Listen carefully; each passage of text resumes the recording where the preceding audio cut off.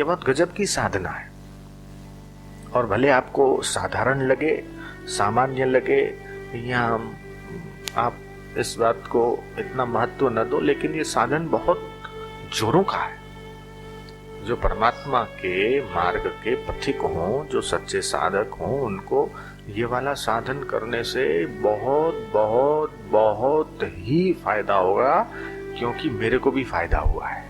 और ये बापूजी ने कई बार मेरे को इस साधन के लिए जिक्र भी किया है। और अपने तो गुरु मिला तब जानिए मिटे मोह अभिमान। जो मोह है ना, मोह का ही दूसरा नाम है अज्ञान, उसी का दूसरा नाम है अंधकार। हम अंधकार में जी रहे हैं। सूर्योदय हुआ, प्रकाश हो गया, कहेंगे हम प्रकाश में जी रहे हैं। बाहर के प्रकाश में तो जी रहे, लेकिन भीतर का प्रकाश अभी हुआ नहीं ना। भीतर से तो अंधकार जारी है, अज्ञान का अंधकार, मोह का अंधकार। और उसी अंधकार में न जाने कितनी सदियां बीत गई। और अगर अब भी न जगे, अब भी सावधान न हुए, तो और न जाने कितने वर्ष बीत जाएंगे। इसलिए आओ, थोड़ा ध्यान करो, अभ्यास करो। लोग बोलते हैं कि मेरी चाय नहीं छूटती, मेरी बीड़ी नहीं छूटती, मेरा पान मसाला गुटखा नहीं छूटता। मैं तो कहूं ये आदत लगा लो कि आपका ध्यान न छूटे, आपका ध्यान न छूटे, ऐसा व्यसन आपको होना चाहिए। बीड़ी सिगरेट ये व्यसन तो आपके तन को खराब करेंगे, लेकिन ये ध्यान का व्यसन आपको और आपके परिवार को और आपके कुल खानदान को आबाद करेगा। ये लोक और परलोक आपका तार देगा। महिम्न स्तोत्र आता है ना, पुष्पदंत ने बनाया महिम्न स्तोत्र। महिम्नः पारं ते परम विदुषो यद्य सदृशी स्तुतिर्ब्रह्मादीनामपि तदवसन्नास्त्वयि गिरः अथा वाच्यः सर्वः स्वमति परिणाम। उसमें आखिरी में शिव महिम्न स्तोत्र में आता है, भगवान शंकर को व्यसन है। कौन सा व्यसन है? भुवन भंग व्यसनम, भुवनों को भंग करने का व्यसन। अर्थात ये जो माया के चक्कर में जीव घूम रहे हैं, उसको भंग करने का व्यसन। अर्थात जो महादेव महादेव ऐसा उच्चारण करे। एक श्लोक आता है, शायद आपने नहीं सुना होगा, बड़ा अद्भुत श्लोक है, और मैं चाहता हूं इसका आप उच्चारण कर लें। महादेव महादेव महादेव महादेव महादेवतिवादिनम् महादेव गतिवादिनम् वत्सं गौरीव गौरीशो वत्सं गौरीव गौरीशो धावन्त मनुधावति धावन्त मनुधावति। महादेव महादेव महादेव महादेव महादेवेति यो वदेत् महादेवेति यो वदेत्। एकेन मुक्तिमाप्नोति एकेन मुक्तिमाप्नोति द्वाभ्यां शम्भुरुणि भवेत् द्वाभ्यां शम्भुरुणि भवेत्। महादेव ऐसे नाम का उच्चारण करने वाले के प्रति वे ऐसे दौड़ते हैं जैसे वत्सला गाय बछड़े के प्रति। 3 बार जो महादेव महादेव महादेव इस तरह भगवान का नाम उच्चारण करता है, भगवान एक नाम से मुक्ति देकर शेष 2 नाम से सदा के लिए उसके ऋणी हो जाते हैं। इसलिए उनको भोलेनाथ कहा है। तो ये जो है ना, भुवन भंग व्यसनम, भुवनों को भंग करने का व्यसन। तो चित्त की वृत्तियां हैं ना, उस चित्त की वृत्ति, एक वृत्ति उठी, ये बहुत गजब की साधना है। और भले आपको साधारण लगे, सामान्य लगे, या आप इस बात को इतना महत्व न दो, लेकिन ये साधन बहुत जोरों का है। जो परमात्मा के मार्ग के पथिक हों, जो सच्चे साधक हों, उनको ये वाला साधन करने से बहुत बहुत बहुत ही फायदा होगा, क्योंकि मेरे को भी फायदा हुआ है। और ये बापूजी ने कई बार मेरे को इस साधन के लिए जिक्र भी किया है, और अपने ऊंचे सत्संगों में भी इस साधन के बारे में साधकों को बताया है कि जो चित्त की वृत्ति है, मन के विचार हैं, उसके दृष्टा बन जाओ, साक्षी बन जाओ। कुछ लोगों की समस्या रहती है कि क्या करें, हमको ध्यान नहीं लगता। ध्यान में बैठते हैं तो इधर उधर के विचार आते हैं। अब इधर उधर के विचार आते हैं, तुम इन विचारों के साथ बहोगे तो काम न चलेगा। विचारों को आने दो, विचारों को चलने दो। तुम विचारों के साथ बहते क्यों? एक विचार आया, दूसरा आया, तीसरा आया, चौथा आया। विचारों की रफ्तार चल रही है, तुम केवल उसके साक्षी हो जाओ, दृष्टा हो जाओ कि हम देखने वाले। उपद्रष्टा अनुमंताश्च भर्ता भोक्ता महेश्वर। वो उपद्रष्टा, वो अनुमंता, वो भर्ता, वो भोक्ता, वो महेश्वर। ईश्वरा नाम अपि ईश्वरो, वो ईश्वरों का ईश्वर सर्वत्र व्याप्त है। जो सर्वत्र व्याप्त है तो यहां भी है, आपके दिल में भी है।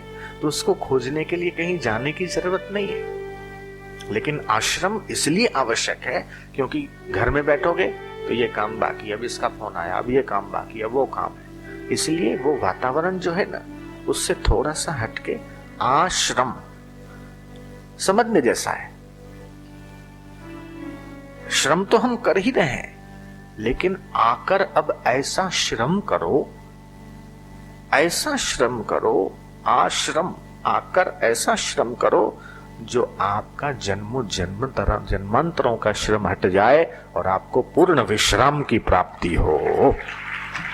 वह श्रम करना जिससे विश्राम मिले। आकर वह श्रम करो जो सार्थक हो जाए। हम संसार में जो श्रम कर रहे हैं, इतना सारा श्रम कर रहे हैं सुबह से लेकर शाम तक, फिर भी देखो तो रात को नींद नहीं आती। नींद करने के लिए गोली चाहिए।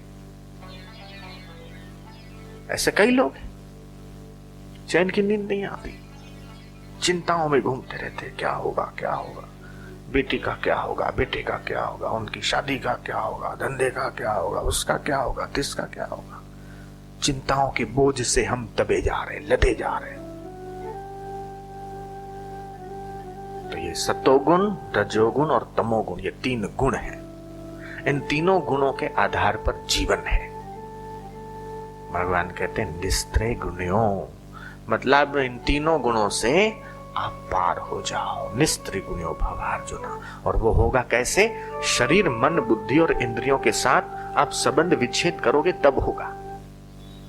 जो शरीर के साथ अटैचमेंट हम किए हुए हैं ना, बापूजी का एक सूत्र है, मैं उसे सूत्र कहूंगा।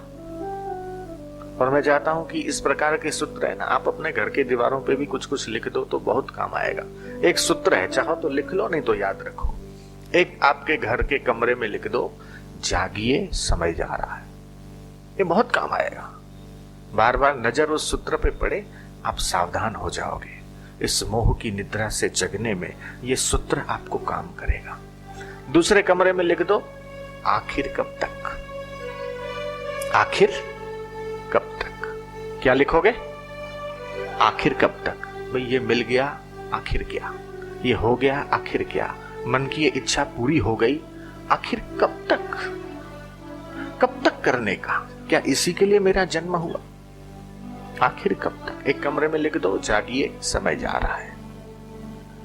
और ये तीसरा भी एक सूत्र है, मनुष्य आते हुए भी रोता है।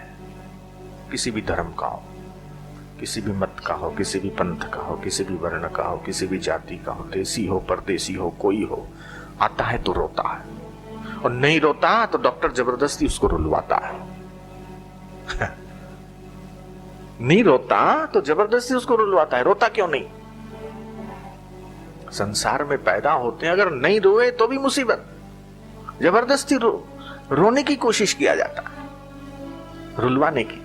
तो मनुष्य आते हुए रोता है और फिर मरते हुए भी रोता है। क्यों रोता है? कि जिंदगी भर इकट्ठा किया, जिंदगी भर जोड़ा, जिंदगी भर पाया, और अंत समय में वो सब छोड़ना पड़ रहा है। जितने भी कांटेक्ट थे, जितना भी पैसा था, जितना भी धन था, जो भी सब जोड़ा था, वो सब टूट रहा है, वो सब छूट रहा है, इसलिए रोता है। तो मनुष्य आता है, पैदा होता है तो रोता है, और जब संसार से अलविदा होता है तब भी रोता है, और जब रोने का वक्त नहीं होता है तब भी रोता है। रोने का वक्त नहीं होता तब भी रोता है। हंसना कौन सिखाता है? हंसना सतगुरु का ज्ञान सिखाता है। इसलिए सतगुरु के ज्ञान में जो प्रतिष्ठित हो गया उसका रोना सदा के लिए मिट गया, फिर रोना नहीं पड़ता। एक दोहा है ना, जब हम आए जगत में जग हंसे हम रो, ऐसी करनी कर चलो, ऐसी करनी कर चलो, हम हंसे जग रोए।